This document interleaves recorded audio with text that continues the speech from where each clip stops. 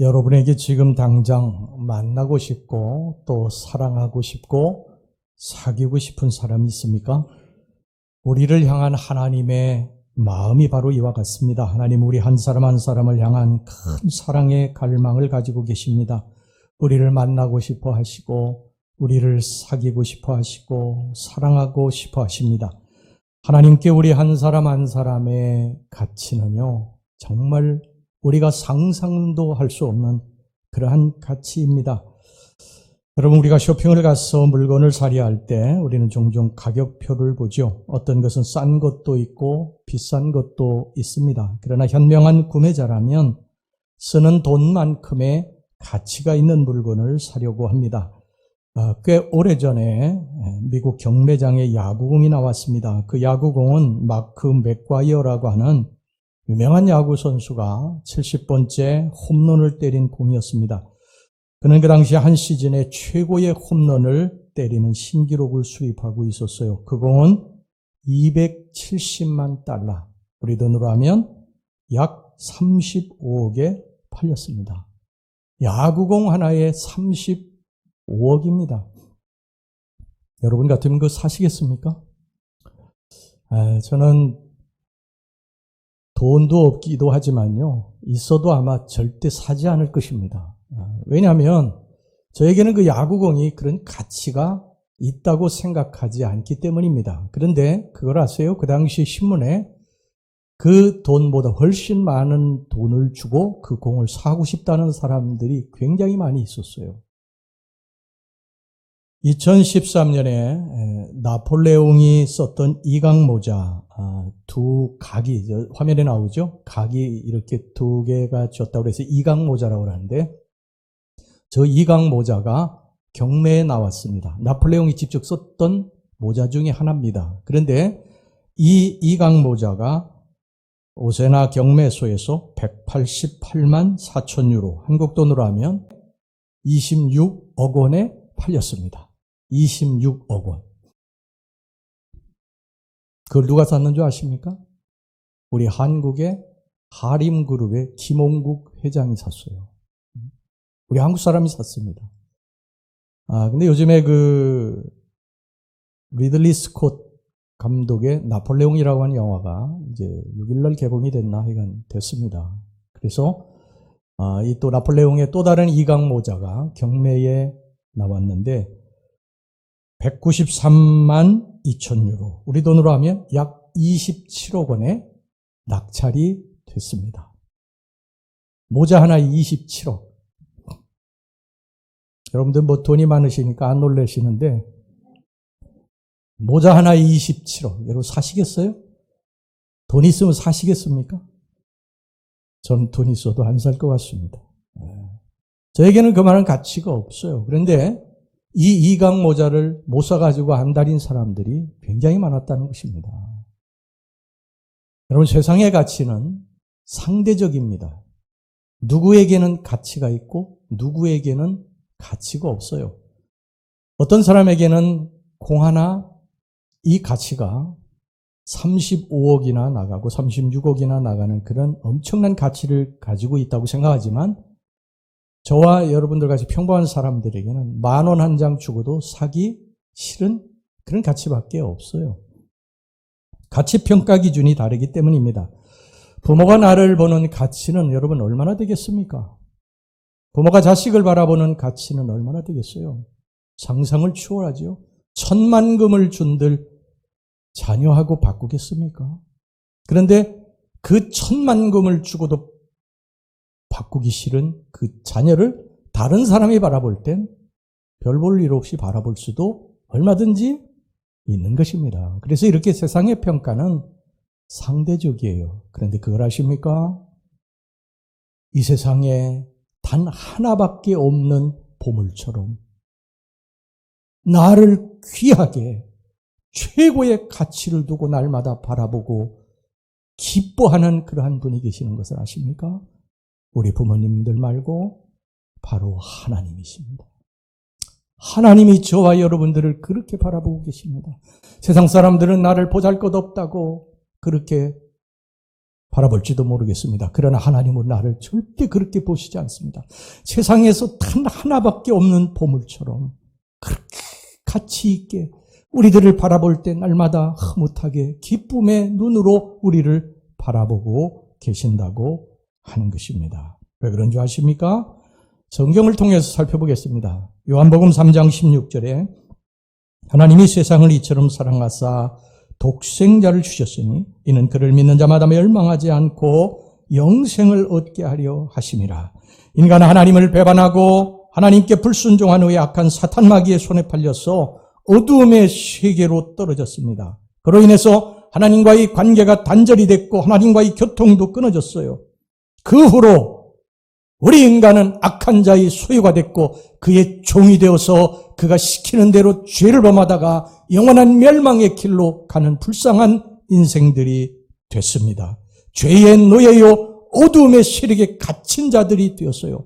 그런데 여기에서 이제 해방을 시켜야 되는데 이것이 굉장히 어려운 일이었어요. 왜 그러냐면 이거 속량을 한다고 하는데 속량이라고 하는 말은 무슨 뜻이냐면 그 당시에 노예시장에 가서 노예를 값을 주고 사가지고 그 노예를 이제 내 것으로 만든 다음에 그 노예에게 있는 노예 증서를 찢어버리게 되면 그 노예는 이제 자유인이 되는 것입니다. 이게 속량입니다. 속량. 그런데 우리가 이 사탄 마귀에게 붙들려가지고 죄의 종이 돼서 악을 행하고 사는 이 인간들을 구원하는데 엄청난 대가를 치러야 됐어요. 이 대가는 상상을 초월하는 거예요. 성경에도 그게 나옵니다. 시편 49편 8절 말씀 그들의 생명을 속량하는 값이 너무 엄청나서 영원히 마련하지 못할 것임이니라. 이것은 이 속량금은 너무 커가지고 감당하기가 어려운데 이 속량금이 뭐냐면 여러분 죄의 삭시 뭡니까? 사망이에요. 사망. 죽음입니다. 생명을 내놓는 것입니다. 근데 이 생명을 내놓을 때에 여러분 하나님 앞에 제물을 드릴 때는 흠이 없어야 됩니다. 흠이 있는 것은 제물이 될 수가 없어요. 이스라엘 백성들이 하나님 앞에 이 제물을 드릴 때 뭐 털이 뽑혔다든지 뭐 다리 한쪽을 절룩거린다든지 뭐 눈이 한쪽이 상했다든지 그러면 제물로 드릴 수가 없어요. 그런데 여러분 인간을 하나님 앞에 이 사탄의 속량금으로 드릴 수가 없지 않습니까? 우린 다 부족하고 허물이 많고 죄가 많은 인간들인데 그래서 하나님이 어쩔 수 없이 그의 아들 독생자를 이 제물로 우리 인간을 위해 내어주신 것입니다. 자, 그렇다면 이렇게 하나님이 그의 아들까지 내어주실 정도로 사랑하는 인간의 가치는 도대체 얼마나 되는 것일까? 하나님의 아들인 예수님의 가치와 성도의 가치가 동등된 것으로 됐습니다. 요한복음 17장 22절에서 24절까지 말씀을 봅니다. 내게 주신 영광을 내가 그들에게 주었사오니 이는 우리가 하나가 된 것 같이 그들도 하나가 되게 하려 함이니이다. 곧 내가 그들 안에 있고 아버지께서 내 안에 계시어 그들로 온전함을 이루어 하나가 되게 하려 함은 아버지께서 나를 보내신 것과 또 나를 사랑하신 같이 그들도 사랑하신 것을 세상으로 알게 하려 함이로소이다. 아버지여 내게 주신 자도 나에 있는 곳에 나와 함께 있어 아버지께서 창세전부터 나를 사랑하심으로 내게 주신 나의 영광을 그들로 보게 하시기를 원하옵나이다. 하나님은 그의 아들 예수를 사랑하신 만큼 우리를 사랑하신다고 성경에 그렇게 말씀하고 있습니다. 믿어지십니까? 하나님이 저와 여러분들을 그렇게 사랑하신다는 거예요. 세상 사람들은 나를 멸시하고 초롱하고 손가락질하는데 하나님은 나를 그렇게 보지 않으신다는 거예요. 여러분 이것으로 위로받으시고 새 힘을 얻으시기를 주의 이름으로 축원합니다. 어떤 사람들은 말합니다. 하나님이 인류 전체를 구원하셨는데 그 수십억의 사람들을 구원하셨는데 나 같은 이 미미한 사람을 하나님이 기억이나 하실까? 나 같은 사람은 아마 기억도 못하실 거야. 천만의 말씀입니다. 하나님은 이 세상에 나 혼자 있는 것처럼 그렇게 내가 이 세상의 모든 죄를 다 지었다 할지라도 이 세상에 단 하나밖에 없는 사람처럼 나를 그렇게 사랑하신다는 것입니다. 자, 여러분에게 예를 들어보겠습니다. 예수님의 지상사역을 보시기 바랍니다. 예수님이 도대체 어떤 분이신가 한번 보시기 바랍니다. 예수님께서 사역을 하셨는데 사역을 하실 때에요 하루 종일 군중들에게 하나님 나라에 대해서 가르치셨습니다. 그들에게 하나님 나라의 말씀 메시지를 계속해 하루 종일 정하셨어요. 여러분 여기에서 메시지 전하는 게요. 이게 여러분들 보기에는 그냥 쉬운 일 같지만요. 절대 쉬운 게 아니에요. 여기서 제가 배가 이렇게 불러가지고 여기서 설교하잖아요. 내려가면요. 배가 속 꺼집니다. 주일날은요. 배가 고프, 맨날 배가 고프 주일날은. 이게 보통 힘든 게 아니에요. 근데 예수님은 아침서부터 저녁까지 계속 하나님 나라를, 하나님의 말씀을 그들에게 전하셨어요. 그리고 예수님은 그것으로 끝나신 것이 아닙니다. 제자들에게 얘들아 저 호수 건너편으로, 갈릴리 호수를 말합니다. 갈릴리 호수 건너편으로 가자. 그래서 예수님께서 이제 배를 타셨어요. 배를 타고 이제 건너가시는데 너무 피곤하시니까 그냥 배에서 깊은 잠에 떨어지셨어요. 풍랑이 일어가지고 배가 뒤집힐 정도가 된 예수님도 그것도 모르실 정도로 그렇게 피곤하셨어요. 제자들이 막 풍랑이 일었다고 예수님을 깨웁니다. 그 예수님이 일어나셔서 풍랑을 잔잔케 해주셨어요.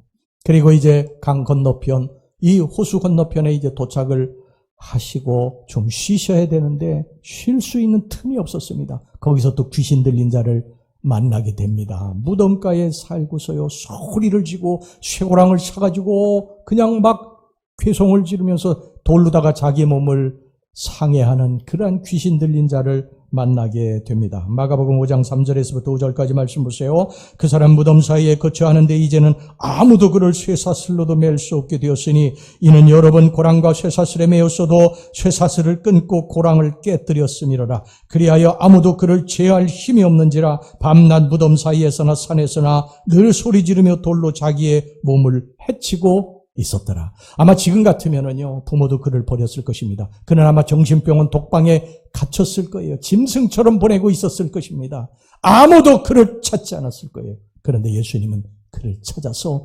그에게서 귀신을 내어 쫓아 주셨습니다. 여러분, 귀신 내쫓는 것도 이게 보통 일이 아닙니다. 귀신이 너 나가라, 예수의 이름으로 나가라 그러면 나가는 게 아니에요. 막 발버둥 치고 몸부림치고 그래가지고 그걸 붙잡고 씨름하다 보면요, 땀으로다가 온몸이 다 젖을 정도가 됩니다.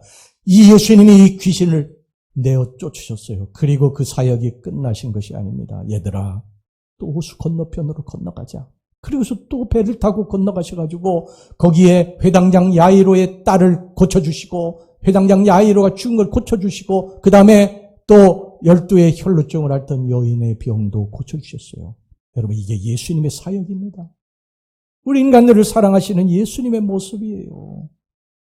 예수님은 구원이 필요한 사람이 이 지구상에 나 혼자라 할지라도 나를 위해 십자가에서 죽기를 마다하지 않으셨을 것입니다. 내가 바로 예수님께 이렇게 소중한 존재라는 사실을 여러분 기억하시기를 바랍니다. 어떤 세상의 사람이 나를 조롱하고 비웃습니까? 예수님이 이렇게 보석과 같이 생각하는 나를 누가 비웃고 조롱합니까? 하나님이 이 세상의 어떤 존재보다도 더 소중하고 가치 있게 여기며 우리를 바라보시지 않습니까? 스바냐 3장 17절 말씀을 보면 너희 하나님 여호와가 너희 가운데 계시니 그는 구원을 베푸실 전능자시라. 그가 너로 말미암아 기쁨을 이기지 못하시며 너를 잠잠히 사랑하시며 너로 말미암아 즐거이 부르며 기뻐하시리라 하리라. 하나님이 우리를 바라보실 때 기쁨을 이기지 못하신다고 하셨어요. 여러분, 부모가 자식을 바라보는 눈빛을 아시죠?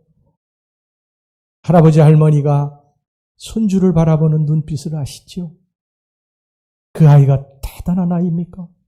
뭐 특별하게 잘생겼고 예쁘고 뭐 그렇습니까?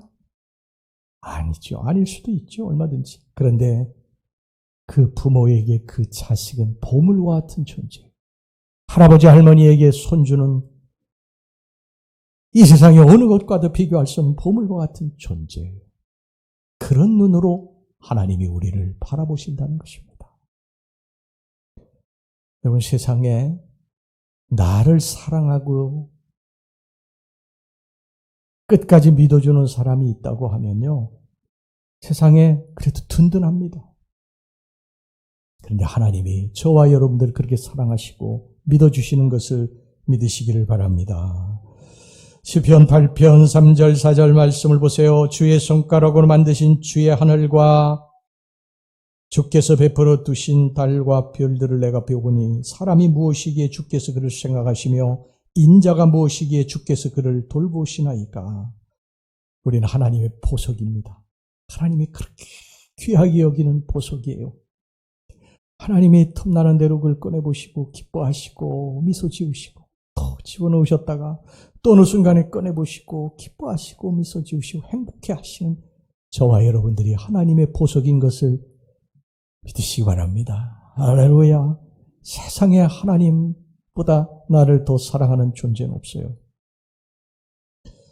자, 그렇다면 하나님께서 왜 우리들을 이렇게 사랑하실까? 왜 우리들에게 이렇게 좋은 감정을 가지고 계실까? 우리들이 하나님 앞에 잘한 게 있어서 그럴까? 특별한 존재라서 그럴까? 천만의 말씀입니다. 우리는 하나님 앞에 죄 지은 것밖에 없어요. 우리는 정말 지난 세월을 뒤돌아보며 하나님 앞에 부끄러운 것밖에 없어요. 우린 죄인들입니다. 하나님이 우리들을 사랑하실 수 있는 만한 그러한 자격이 하나도 없어요. 모양도 없어요. 그건 우리가 너무 잘 알고 있지 않습니까? 우리 자신들에 대해서 너무 내가 하나님으로부터 그런 사랑을 받을 만한 자격이 있습니까? 없습니다. 그런데 하나님이 그냥 무조건적으로 우리를 사랑하시고 그냥 사랑으로 덮어주신 거예요. 여러분, 부모가 자식을 사랑하는데 무슨 조건이 있어요? 조건이 있습니까? 내가 이렇게 했기 때문에 내가 사랑한다. 그렇게 합니까, 부모가? 그런 자격이 없어도 그냥 부모는 사랑합니다. 자식을 무조건 사랑해야 하는 거예요. 조건이 없어요. 다른 사람들이 보면 막 손가락질, 저 못된 놈, 이래도 부모에게는 절대 못된 놈이 아니에요. 우리가 하나님께 그런 존재인 것을 여러분 믿으시기를 바랍니다.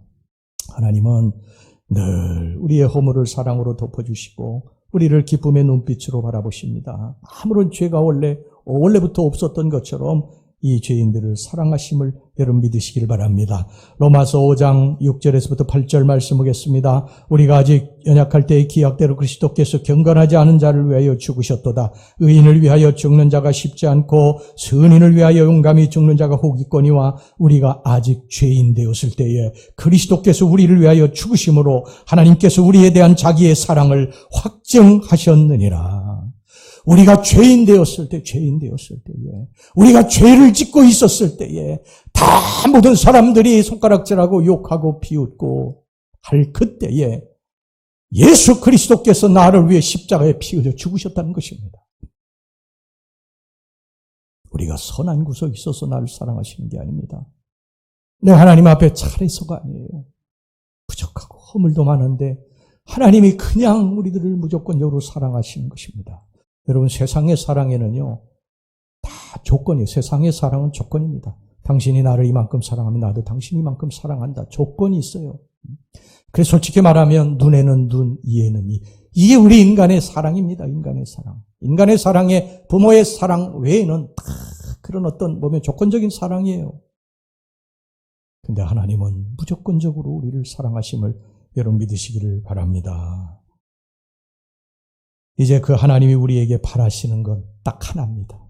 하나님이 우리를 사랑하시는 그 이유 딱 하나예요. 고린도전서 7장 23절 보세요. 너희는 값으로 사신 것이니 예수 그리스도 그의 아들을 내어주시고 우리들을 값으로 사신 것입니다. 이 엄청난 값을 치르시고 우리를 사신 그 이유는 딱 하나입니다. 사람들의 종이 되지 말라. 너희는 비싼 값을 주고 산 보석이니까 이제는 죄를 따라 살지 말고 나의 말씀을 따라 살라고 하는 것입니다. 하나님은 보석이 돌로 변하는 것을 결코 기뻐하지 않으십니다. 그분은 값으로 산 우리들이, 존귀한 존재들이 하나님의 뜻에 합당하게 살아야 된다는 거예요. 오늘 신명기서 26장 18절 말씀 보겠습니다. 여호와께서도 내게 말씀하신 대로 오늘 너를 그의 보배로운 백성이 되게 하시고 그의 모든 명령을 지키라 확언하셨느니라. 보배로운 백성이 되게 하셨다는 것입니다. 우리가 원래 보배로운 게 아니고 보배로운 백성이 되게 하셨다는 거예요. 그런데 이게 그냥 된 게 아니고 하나님이 그의 아들을 십자가에 내어주신 값을 치르고 된 것입니다. 그러니까 이제 그의 백성이 됐기 때문에 하나님의 보석과 같이 살아야 된다. 우리 그렇게 살아갑시다. 할렐루야. 하나님이 우리들 너무 하나님과 멀리 떨어져 있어서 이제 하나님 손을 내미실 때가 있습니다. 그 손을 뿌리치시면 안 됩니다. 하나님의 음성으로 들으시고 그 손을 붙잡으셔야 됩니다. 하나님은 우리들에게 계속해서 지금도 말씀하세요. 우리가 듣지 못하는 것뿐이에요. 지금 여기 여러 방송에 주파수가 이제 떠다니지 않습니까? 그 주파수를 이게 맞춰야 그걸 듣지 않습니까? 하나님의 음성이 계속해서 우리들에게 들려오는데 어느 순간에 이것이 들려올 때 이거 붙잡으셔야 됩니다. 너무 멀리 떨어져 있으면 안 돼요. 이제 하나님 손을 뿌리치지 마시고 하나님의 음성을 듣고 하나님의 손을 붙잡고 살아가시기를 주의 이름으로 축원합니다. 세상에 즐기고 세상 정욕, 죄 짓는 거 이제 과거로 족해요. 이제 버리셔야 됩니다. 하나님이 우리들을 부르실 때 하나님 손을 붙잡고 그 손을 붙들고 나가야 우리 인생의 길이 열려지게 되고 하나님이 여러분들을 영광스럽게 들어서 사용하실 줄 믿으시기를 바랍니다. 1887년에 월남 이상재 선생이 조선의 외교관으로 미국 땅을 밟았습니다. 그런데 이 미국 땅을 밟아보니까 뭐 어마어마한 거예요. 우리나라하고는 진짜 엄청난 차이가 있죠. 사는 것이. 그래서 이렇게 엄청나게 큰 땅을 가진 나라도 있고 이렇게 잘 사는 나라도 있구나. 이렇게 이제 생각을 하고 도대체 이들이 믿는 종교가 무엇인가. 그래서 알아보니까 성경인 것을 알았어요. 그래가지고 성경을 이제 구해가지고 그것을 읽었는데 이 성경을 읽어보니까 터무니없는 말들이 가득 차 있는 거예요. 사람이 사흘 만에 살아났다고 다시 살아났다고 그러지를 않나. 사람이 무리를 걸었다고 하지를 않나. 물고기 2마리하고 머리떡 5개로다가 5,000명을 먹이고 12광주리가 남았다고 하지를 않나. 그래가지고 성경을 내던졌습니다. 그리고 조국에 있는 젊은이들에게 이런 편지를 써서 보냈어요. 미국 놈들은 전부 다 기독교라는 이단을 믿는다. 이 크고 강대한 나라에 성현의 도리를 아는 이가 없으니 글 읽는 자로서 어찌 크게 두려워하고 분발하지 않으리요. 월남 이상재 선생이 귀국을 해가지고 독립협회를 조직하고 만민공동회라는 대중집회를 엽니다. 여기에서 48세의 월남 이상재 선생과 23세의 이승만이 운명적으로 만나게 됩니다. 두 분은 나이차를 뛰어넘어가지고요, 조선 땅에 민주주의를 보급해야 한다는 뜻으로 열심히 투쟁을 했습니다. 그러다가 반대파의 공격을 받고 이승만이 한성 감옥에 갇히게 됩니다. 그리고 얼마 후에 이상재 선생도 남아서 투쟁하다가 칠러파의 공격으로 다시 감옥에 이제 들어가게 되는데 이승만이 갇힌 그 한성 감옥으로 들어가게 돼서 거기서 다시 운명적인 또 만남을 갖습니다. 거기 들어가 보니까 이승만이 이미 예수를 믿고 있었어요. 성경을 부지런히 읽고 있었습니다. 이승만이 이상재 선생에게 복음을 전했어요. 예수 믿으라고 전했습니다. 그러니까 이상재 선생이 뭐라고 하냐면 이 사람아 선비가 어떻게 기독교 이단을 믿나. 그리고 계속 거부했습니다. 이승만이 계속해서 이상재 선생에게 복음을 전했어요. 예수를 전했어요. 근데 막무가내였습니다. 선생님 우리가 고조선 때 샤머니즘을 믿었고 삼국시대 고려시대 불교 믿었고 조선 때 유교 믿었지만 결론은 다 망했습니다. 백성들 다 굶어 죽고 있고 이 땅에 소망 없습니다. 기독교만이 살 길입니다. 근데 이상재 선생님 듣지 않았습니다. 아무리 전해도 듣지 않았어요. 아까 여러분 사진 보니까 그냥 대쪽같이 생겼잖아요. 이상재 선생님. 안 들었습니다. 그러니까 이승만이 뭐라고 그랬는가 하면 그러면 내가 선생님께 더 이상 예수 전하지 않겠습니다. 예수 전하지 않겠습니다. 그 대신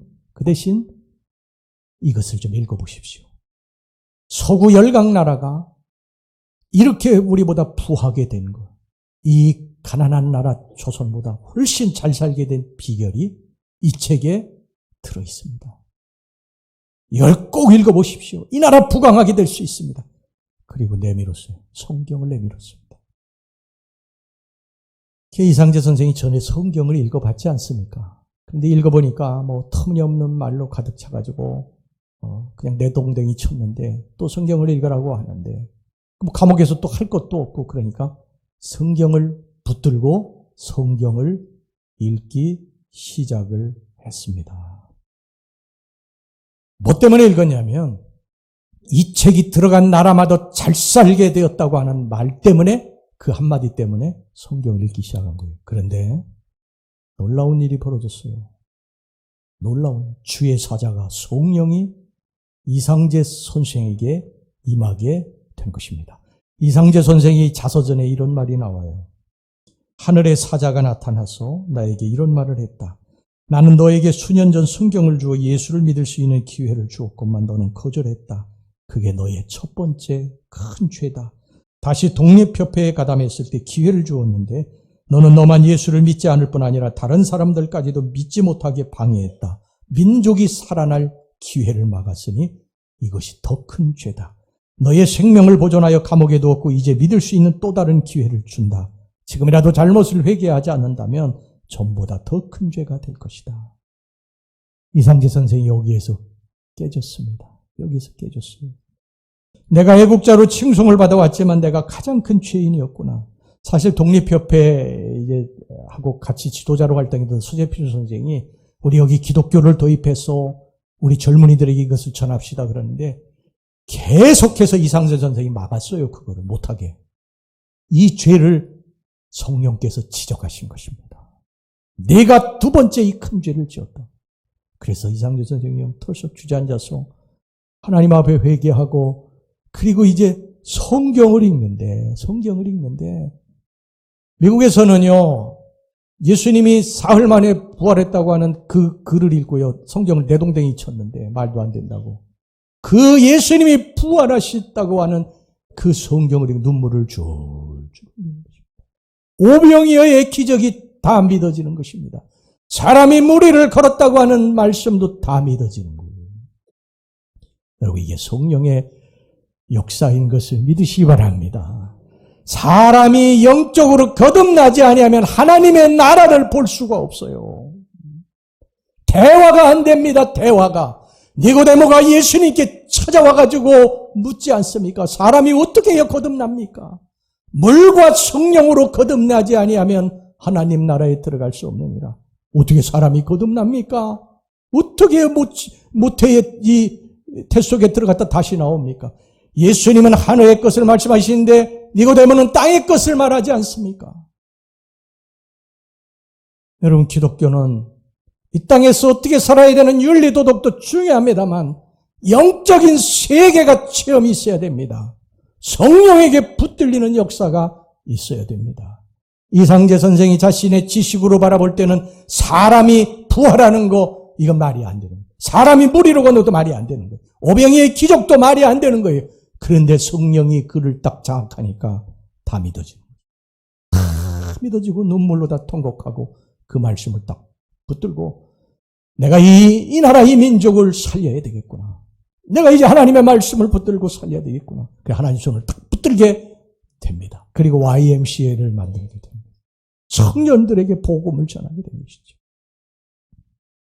이승만이 자서전에서 이렇게 말을 해요. 오로지 남은 하나의 희망은 한국 사람을 거듭나게 하는 것이고 그 길은 기독교 교육이다. 이상재 선생도 이렇게 고백합니다. 한국이 부활할 수 있는 길은 오직 한국인의 영혼을 죄악에서 건져서 순결한 민족이 되게 하는 데 있다. 한국의 유일한 희망은 기독교와 그 실천에 있다. 그 당시에 여러분 아프리카보다도 훨씬 못 살던 나라가 이 조선입니다. 조선. 굶어 죽은 시체가 널렸고 비참했던 조선. 희망이라고는 찾아볼 수 없었던 이 조선 땅에 오로지 남은 하나의 희망은 뭐냐 하면은 예수 믿고 거듭나게 하는 것이다.